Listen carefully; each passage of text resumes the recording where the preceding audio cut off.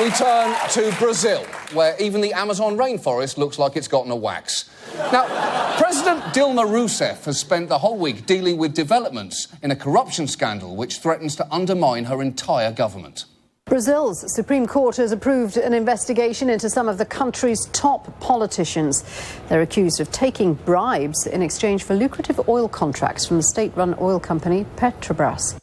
Now, when they say taking bribes, this isn't your standard $5,000 in an envelope left under a bench, because Brazil's largest construction and engineering firms allegedly paid at least $800 million in bribes and other funds to secure contracts. $800 million!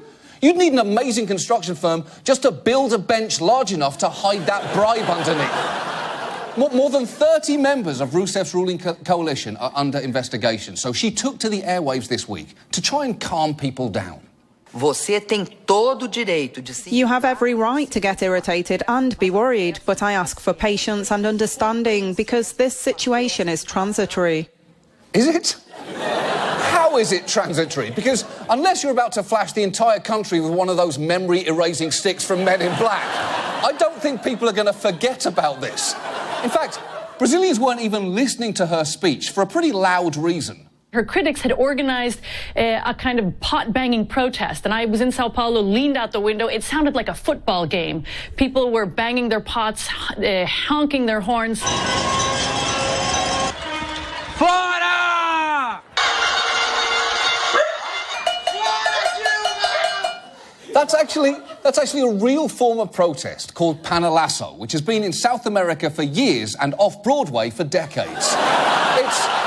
It's so entrenched, it's even taken place on the floor of Brazil's legislature. Do bom senso do povo brasileiro. Minha homenagem ao povo brasileiro. Now, I love everything about that, but the best detail there is the sign language interpreter. Even he is banging invisible pots in disgust. And if you think that Brazilians are overreacting to this story, there is one more thing you should know about Rousseff's involvement in this scandal. President Rousseff chaired the board of Petrobras for 7 years when much of the corruption is believed to have taken place. She's been cleared of any involvement in the scheme. How has she been cleared? She chaired the board of Petrobras while the bribes were... There's only one way to handle this. And now this.